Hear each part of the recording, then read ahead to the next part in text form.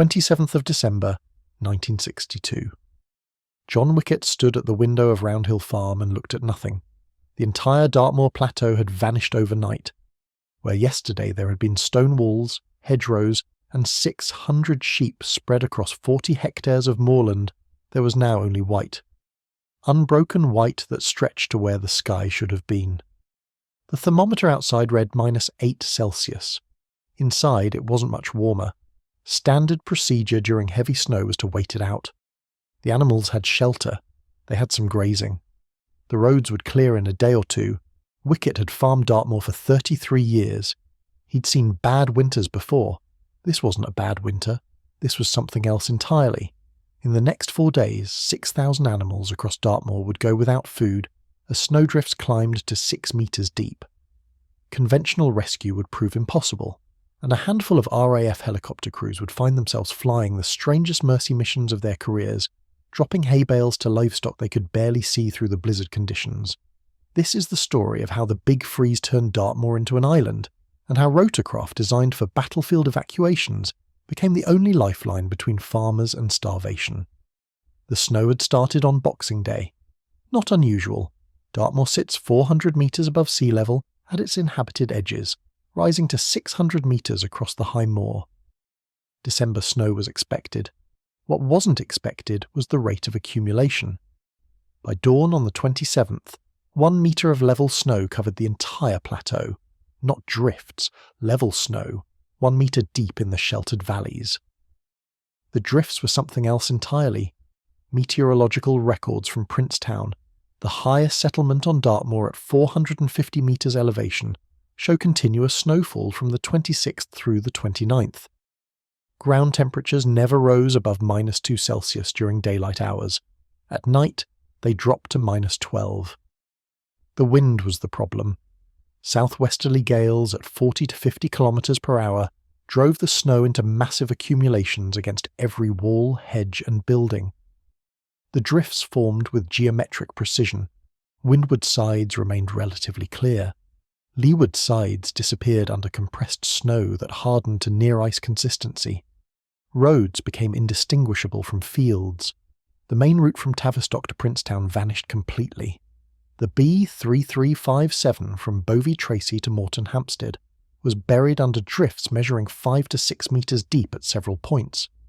Minor farm tracks simply ceased to exist as recognisable features. Wicket made his first attempt to reach his flock at 7:30 on the 27th. He got 12 metres from his farmhouse before the snow reached his waist. The sheep were 800 metres away across open moorland. He turned back. Across Dartmoor, 87 farmers were making the same calculation. Distance to livestock, depth of snow, available time, temperature. None of the mathematics worked. The animals themselves were struggling with different problems. Dartmoor livestock are hardy breeds, Scottish blackface sheep, Dartmoor ponies, South Devon cattle. They're bred for exposure, wind, rain, and cold. What they're not bred for is complete burial. Sheep have an instinct to seek shelter during storms. They gather in the lee of walls, in hollows, anywhere that offers protection from the wind. This instinct had killed hundreds of them already. The drifts that formed in those sheltered spots simply covered them. 6 metres of compressed snow weighs approximately 3,000 kilograms per cubic metre. Sheep caught underneath don't dig out. The ponies were smarter. They stayed on high ground, constantly moving to avoid the deepest accumulations. But they couldn't move far enough. The entire plateau was buried, and they were burning calories they couldn't replace. Cattle stood in groups, their body heat melting circles in the snow around them. Temporary relief. But the meltwater froze each night, creating ice basins that trapped them in place. By the morning of the 28th, several herds were standing in ice pits, unable to move forward or back. None of them had eaten in 2 days. Most wouldn't eat for 2 more. The railway lines went down next. The Great Western Railway main line from Plymouth to Exeter runs along the southern edge of Dartmoor, threading through valleys and cuttings that offered perfect drift formation. By the afternoon of the 27th, snowplows couldn't make progress. By the evening, the line was blocked in 17 locations simultaneously. A passenger service from Plymouth to London was trapped at Ivy Bridge Station. 243 passengers spent the night in unheated carriages, Emergency crews from Plymouth tried to reach them. They got 4 kilometres before abandoning their vehicles. The road network collapsed in stages. Main routes were blocked first, ironically because they saw the most clearance attempts. Each snowplough pass created walls of snow on either side of the road. The next wave of snowfall filled the cleared section and added to the walls. Within hours, major routes had snow barriers 2 to 3 metres high, running their entire length. Minor roads weren't cleared at all. They just vanished. Tavistock, normally a 30-minute drive from Plymouth, became unreachable. Oakhampton, the largest town on the northern edge of Dartmoor, was cut off from everything except its immediate surroundings. Villages like Postbridge, Princetown, and Widecombe in the Moor became isolated communities with no way in and no way out. The post office suspended mail delivery across the entire region on the 28th. No vehicles were moving. The telegram network was functioning, but what could you say? Still snowed in, animals dying, send help. There was no help to send. Wicket tried again on the 28th, this time with 3 neighbours and a tractor.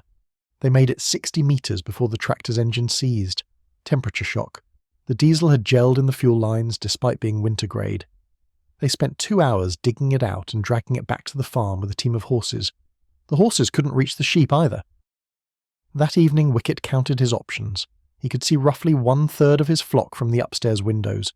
Dark shapes against white snow. Not moving much. He couldn't see the other 400 sheep at all. They were either dead, buried, or on the far side of terrain features he could no longer identify. He had hay in his barn, 12 tons of it. Enough to feed his entire flock for 3 weeks. 800 metres away, 600 sheep were starving.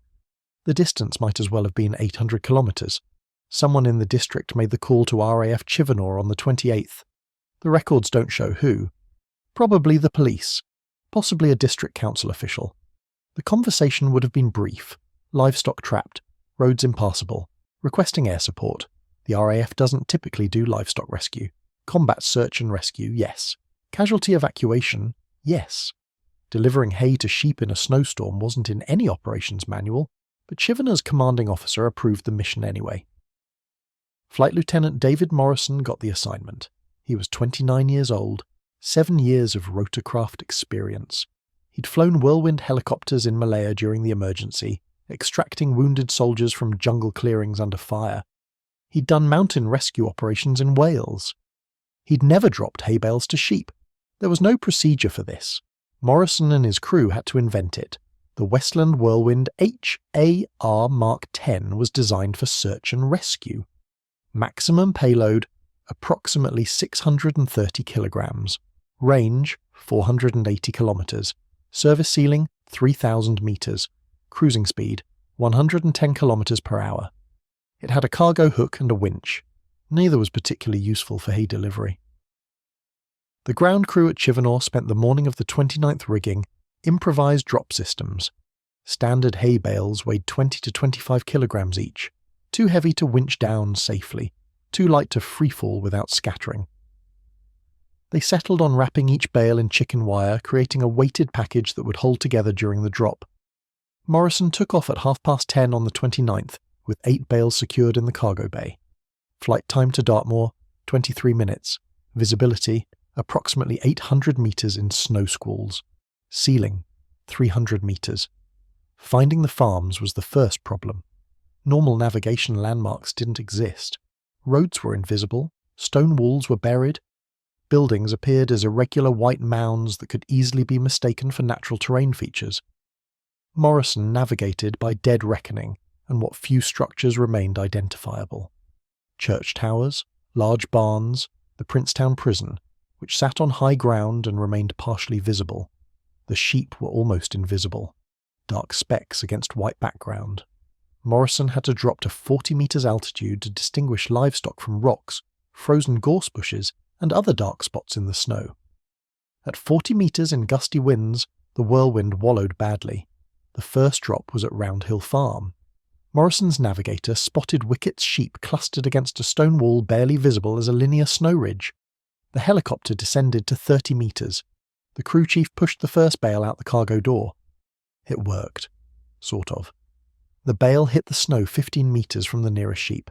Close enough. The impact split the chicken wire and scattered hay across 20 metres of snow. The sheep didn't move initially, then one approached, then the whole flock surged forward. Morrison made 7 more drops that morning, each one slightly more precise than the last. By the 4th drop they were landing bales within 10 metres of the target animals. By the 8th drop they were out of hay and fuel. Return to Chivenor, refuel, reload, take off again. The second sortie launched at 2:30. 6 bales, 5 farms, 1 emergency diversion to assist a farmer who'd attempted to walk to his livestock and collapsed from exposure. He survived. The helicopter crew found him because his dog was running in circles on the snow above him, barking. 3 sorties on the 29th, 4 sorties on the 30th, 5 sorties on the 31st. Morrison's crew flew 41 missions over 3 days, delivering approximately 320 bales to 63 different locations across Dartmoor. They weren't the only aircraft involved. 2 other whirlwinds from Chivenor flew parallel missions. A Royal Navy helicopter from RNAS Culdrose joined on the 30th. The drops weren't precision work. Wind gusts at altitude made accurate placement impossible. Some bales landed too far from the animals to be useful. Some landed in drifts and disappeared. 1 bale struck a stone wall and exploded into fragments, but most reached their targets, and that made the difference. The ground crews made progress slowly. Devon County Council had mobilised every available snowplough, gritter and bulldozer. Progress was measured in metres per hour. The main route from Plymouth to Tavistock reopened on the 30th. The road to Princetown cleared on the 1st of January. Secondary routes took another week. Farmers started reaching their livestock on foot on the 31st. Wicket made it to his flock that afternoon, following a path partially cleared by a neighbour's bulldozer. The sheep he'd watched from his window were alive, thin, weak, but alive. The 400 he couldn't see were a different story. He found 172 dead sheep over the next 3 days. Most had suffocated under snowdrifts, some had frozen. A few had simply starved, too weak to move even when the snow cleared enough to allow access to vegetation. Across Dartmoor, the casualty counts varied wildly. Farms that received early helicopter drops lost 10 to 15% of their livestock. Farms in remote locations that helicopters couldn't safely reach lost 40 to 60%.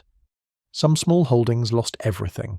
The official death toll for Dartmoor livestock during the first 4 days of the Big Freeze was never precisely calculated. District estimates ranged from 4,000 to 7,000 animals.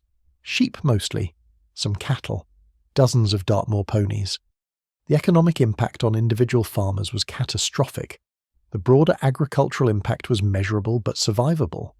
The Big Freeze continued into March of 1963. Dartmoor remained snow-covered until late February, but the critical period was those first 4 days. Once ground access was re-established, conventional rescue and feeding operations could proceed. The helicopter missions ended on the 2nd of January. Morrison flew 1 final sortie that day, not a supply drop, a reconnaissance flight to assess which areas still required air support. He found none. The roads were open, farmers had reached their animals, the crisis phase was over. He logged 93 flight hours over 5 days. His crew chief logged the same. The ground crews at Chivenor had jury-rigged drop systems, loaded approximately 150 tons of hay, and kept 3 helicopters flying on minimal turnaround times, in conditions that frequently grounded civilian aircraft. None of them received commendations. This wasn't combat. It wasn't a dramatic rescue. It was logistics work in bad weather. The RAF didn't give medals for dropping hay to sheep, but 6,000 animals survived because of it. And 87 farming families didn't face complete ruin. In economic terms, the helicopter missions saved approximately £200,000 worth of livestock. In practical terms, they saved livelihoods, communities, and a way of life that had existed on Dartmoor for centuries. The operation established no formal precedents. There was no doctrine revision, no training programme, no official recognition of rotorcraft utility in agricultural emergencies. When similar conditions struck Scotland in 1963, different helicopter units improvised different solutions. Each time, they started from scratch, but the farmers remembered. When heavy snow hit Dartmoor in 1978, the first calls went to RAF Chivenor before the roads were even blocked. The helicopters were airborne within hours. Wicket never forgot watching that first whirlwind descend through the snow squalls on the 29th of December, the impossible machine hovering at 30 metres, cargo door open, hay bale tumbling into the white void below. The dark shapes of his sheep surging toward food they couldn't have reached any other way. He farmed Roundhill for another 18 years, sold it in 1980, retired to Tavistock, died in 1994. His grandson still farms sheep on Dartmoor. Different land, same breeds, same exposure to the same weather patterns. When the forecast calls for heavy snow, he still looks at his flock and does the same calculation. Distance, depth, temperature, time. The mathematics still don't always work. But now there's a phone number to call when they don't. And somewhere, a helicopter crew that can do impossible things. The snow always comes back to Dartmoor. Sometimes it's manageable, sometimes it's not. The difference now is that isolation isn't absolute. The white void isn't permanent. And 600 sheep don't have to starve 800 metres from 12 tons of hay that can't reach them. Morrison retired from the RAF in 1976 as a wing commander. He never spoke publicly about the Dartmoor missions. They weren't his most dangerous flights. They weren't his most technically demanding. They were just the ones where he dropped hay to sheep in a snowstorm because someone needed to and no one else could.